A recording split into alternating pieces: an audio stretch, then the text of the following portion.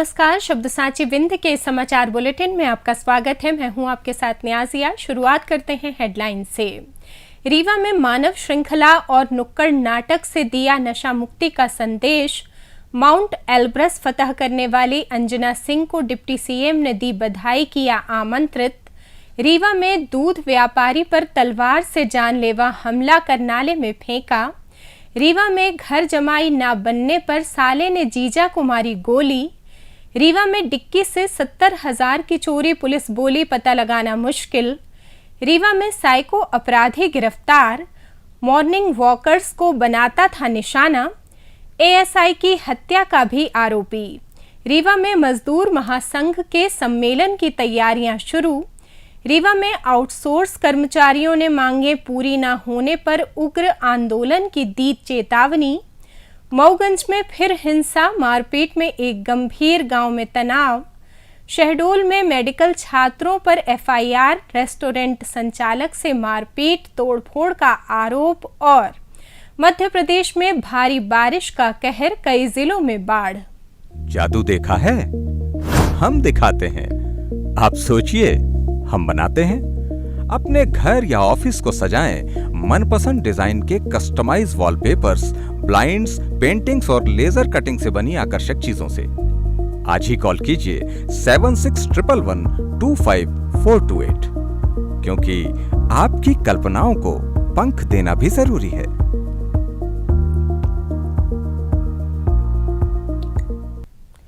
अब खबरें विस्तार से।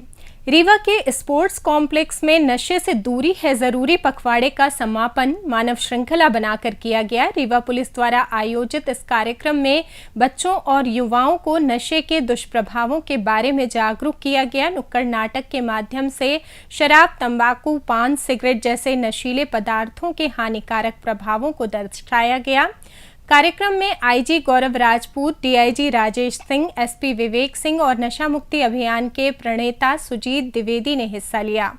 उन्होंने बताया कि नशा 3 पीढ़ियों को बर्बाद करता है और ये सामाजिक व आर्थिक नुकसान का कारण बनता है। उपस्थित युवाओं से अपील की गई कि वे नशे की बुराइयों को समझें और अपने परिवार व समाज को जागरूक करें। मध्य प्रदेश पुलिस के निर्देश पर शुरू किए गए इस पखवाड़े में रीवा पुलिस ने मैराथन दौड़, साइकिल रैली और स्कूल कॉलेजों में शपथ ग्रहण जैसे कार्यक्रम आयोजित किए। समापन समारोह में मानव श्रृंखला बनाकर नशा मुक्ति का संकल्प दोहराया गया। इस पहल ने शहर में नशे के खिलाफ जागरूकता बढ़ाने में महत्वपूर्ण भूमिका निभाई। एक बहुत अच्छा एक कार्यक्रम आज की तारीख में बहुत प्रासंगिक है कि अगर हम नशे की तरफ जाते हैं तो हमारा सारा का सारा विकास रुक जाता है। इनफैक्ट हम नाश की तरफ चले जाते हैं, शारीरिक रूप से अशक्त हो जाते हैं और मानसिक रूप से भी या मेंटली भी हम किसी काम के नहीं रहते। इसको देखते हुए ये लगा कि जो पुलिस तो कार्रवाई करती है, लेकिन एक तो जनता में इसकी जागरूकता हो, ताकि जनता भी इस बात को लेके जो लोग इस तरह का कर रहे हैं, इस तरह के लिप्त हैं, उनकी जानकारी दें, उस पर आप पुलिस कार्रवाई करें। से आप लोग सुनेंगे, समझेंगे, उसको आत्मसात करेंगे।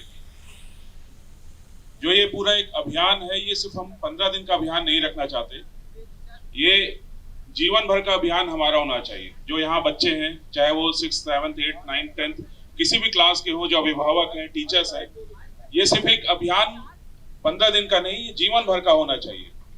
ये जो चीज ड्रग्स है, जो हमारे पूरे समाज में जहर की तरह घुल रही है, उसके बारे में पता होना, उसका नशा कैसे, उसके नशे के आदी हम कैसे हो जाते हैं और उसके क्या दुष्प्रभाव होते हैं, ये एक एक व्यक्ति को मालूम होना चाहिए। मैहर जिले के छोटे से गांव बेंदुरा कला की अंतर्राष्ट्रीय पर्वतारोही अंजना सिंह ने यूरोपीय महाद्वीप की सबसे ऊंची चोटी माउंट एल्ब्रस पर सफलतापूर्वक चढ़ाई कर देश का गौरव बढ़ाया। कड़ाके की ठंड में तिरंगा फहराते हुए अंजना ने न केवल अपनी उपलब्धि का परचम लहराया, बल्कि पूरे मध्य प्रदेश और भारत को गौरवान्वित किया। अंजना एक साधारण परिवार से हैं। उनके पिता राजेश सिंह बेंदुरा कला में एक छोटे किसान हैं। सीमित संसाधनों के बावजूद अंजना ने अपने अटूट साहस और दृढ़ निश्चय से ये मुकाम हासिल किया। मध्य प्रदेश के उप मुख्यमंत्री राजेंद्र शुक्ल ने अंजना को उनकी इस उपलब्धि के लिए बधाई दी और वीडियो कॉन्फ्रेंसिंग के जरिए बात कर भारत लौटने पर उन्हें अपने निजी निवास पर आमंत्रित किया। रीवा जिले के सिमरिया थाना क्षेत्र के ग्राम बरांव के समीप आज सुबह करीब 8 बजे दूध व्यापारी लालन प्रसाद यादव पर आपराधिक प्रवृत्ति के गुंडों ने तलवार से जानलेवा हमला कर दिया। आरोपियों ने घात लगाकर व्यापारी का रास्ता रोका, मारपीट की और तलवार से सिर पर वार कर गंभीर रूप से घायल कर दिया। इसके बाद उसे सड़क किनारे नाले में फेंक दिया और उसकी गाड़ी व दूध की टंकी में तोड़फोड़ की। पीड़ित ने हमलावरों पर 20,000 रुपए की लूट का भी आरोप लगाया है। लालन प्रसाद यादव ग्राम रामपुरवा के निवासी ने बताया कि हमलावरों ने इससे पहले उनके घर जाकर जातीय आधार पर धौंस दी और गाली गलौज की थी। रोजाना की तरह दूध बिक्री के लिए निकले लालन को रास्ते में रोककर गुंडों ने हमला किया। स्थानीय लोगों की मदद से घायल व्यापारी को अस्पताल पहुंचाया गया, जहां उसका इलाज चल रहा है। सवरिया थाना पुलिस को घटना की सूचना दी गई है। पुलिस ने मामले की जांच शुरू कर दी है और हमलावरों की तलाश में जुट गई है। इस घटना से क्षेत्र में दहशत का माहौल है। रीवा जिले के सिमरिया थाना क्षेत्र के गोदहा पहाड़ में मंगलवार देर रात साले ने अपने जीजा शमीम खान पर गोली चलाई, जो पैर में लगी। हमलावरों ने शमीम की कार में भी आग लगा दी। बताया जा रहा है कि घर जमाई न बनने के विवाद में ससुराल वालों ने पार्टी के बहाने शमीम को पहाड़ ले जाकर हमला किया। घायल शमीम का जिला अस्पताल में इलाज चल रहा है। पुलिस ने मुख्य आरोपी साले को हिरासत में लिया और हत्या के प्रयास का मामला दर्ज कर जांच शुरू की। शमीम के परिवार ने सख्त कार्रवाई की मांग की है। रीवा जिले के बैकुंठपुर थाना क्षेत्र के यूनियन बैंक के सामने 21 जुलाई को स्कूटी की डिक्की से 70,000 रुपए चोरी होने की घटना का पुलिस अब तक खुलासा नहीं कर पाई है। ग्राम सेमरा निवासी तेजमणि मिश्रा ने बताया कि उन्होंने बैंक से 70,000 रुपए निकाले और स्कूटी की डिक्की में रखे। इसके बाद वे खली चूनी की दुकान पर खरीदारी करने रुक गए। इसी दौरान बदमाशों ने उनका पीछा कर डिक्की से रुपए चुरा लिए और फरार हो गए। पीड़ित ने बैकुंठपुर थाने में शिकायत दर्ज की, लेकिन पुलिस ने सीसीटीवी फुटेज में चोर का चेहरा स्पष्ट न दिखने और गाड़ी का नंबर ट्रेस न होने का हवाला देकर हाथ खड़े कर दिए। तेजमणि ने आरोप लगाया कि पुलिस ने इधर उधर की बातें बनाकर उन्हें वापस भेज दिया। बैकुंठपुर थाना प्रभारी जेपी पटेल ने कहा कि सीसीटीवी फुटेज की जांच की गई, लेकिन आरोपियों की पहचान नहीं हो सकी, गाड़ी नंबर भी ट्रेस नहीं हुआ। उन्होंने बताया कि पुलिस आरोपियों को पकड़ने की कोशिश कर रही है। तेजमणि प्रसाद मिश्रा ग्राम सिमरा से हूँ। मैं 21/7/25 को इंडियन बैंक शाखा बैकुंठपुर से 70,000 रुपये ट्रैवल कराया रीवा में मकान में छत डलवाने के लिए।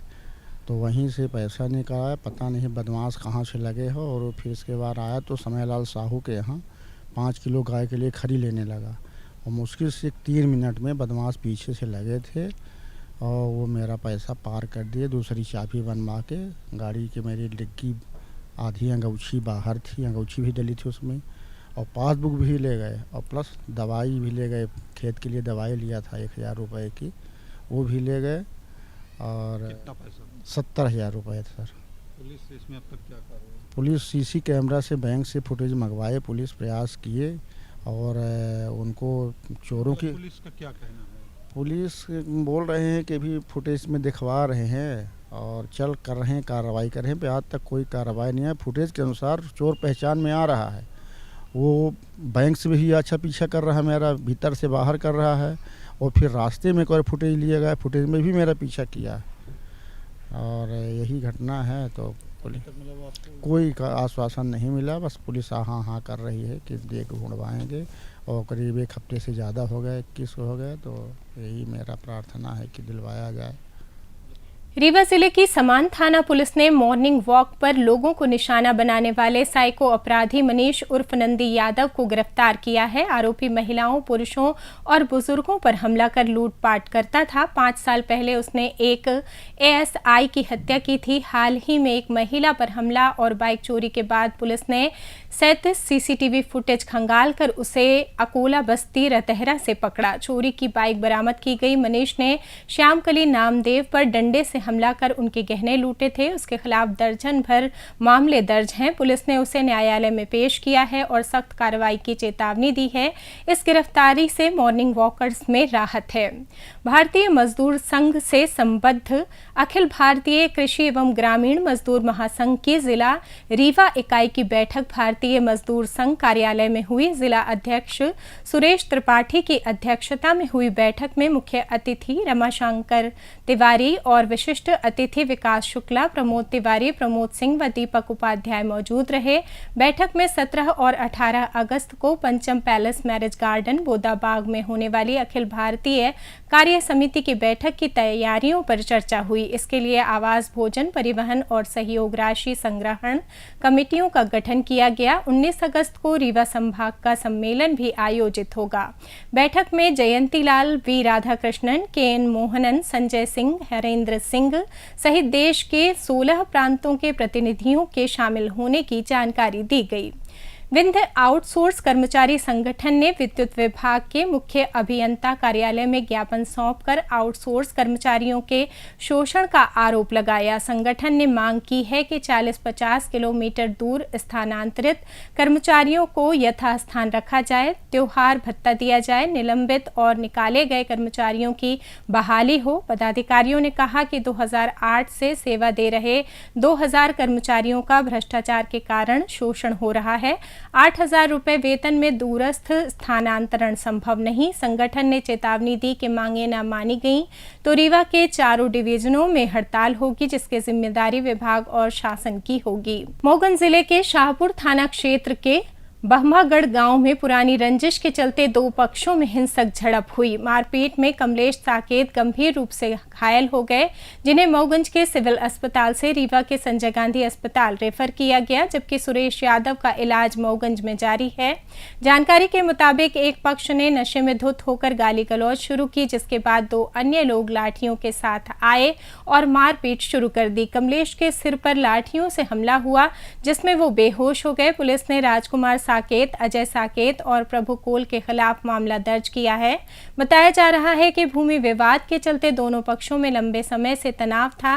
वीडियो फुटेज के आधार पर जांच जारी है और गांव में अतिरिक्त सुरक्षा तैनात की गई है।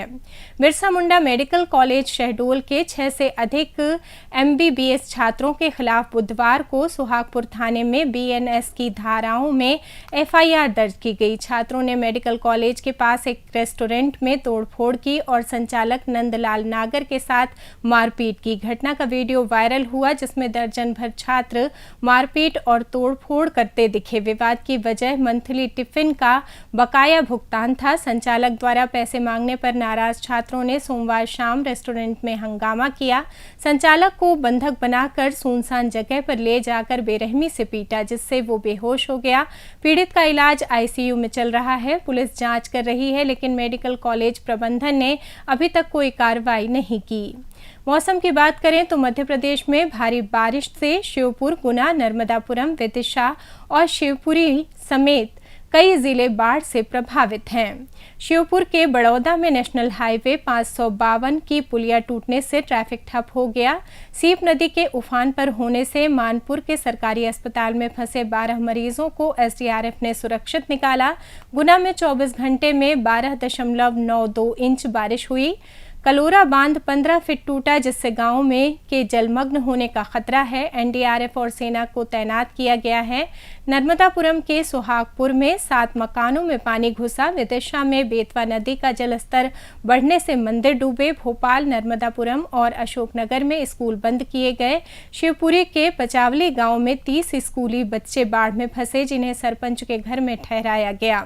CM मोहन यादव ने प्रभावित जिलों के कलेक्टरों को तत्काल राहत कार्य के निर्देश दिए। इसी के साथ ये समाचार बुलेटिन समाप्त हुआ। कल फिर मिलेंगे नई खबरों के साथ। जुड़े रहिए शब्द सांची विंध्य से, और विंध्य से जुड़ी तमाम खबरों के लिए हमारे चैनल को सब्सक्राइब कर दें। अपने आसपास की खबरें हम तक पहुंचाने के लिए स्क्रीन पर दिए नंबर पर आप संपर्क भी कर सकते हैं। धन्यवाद।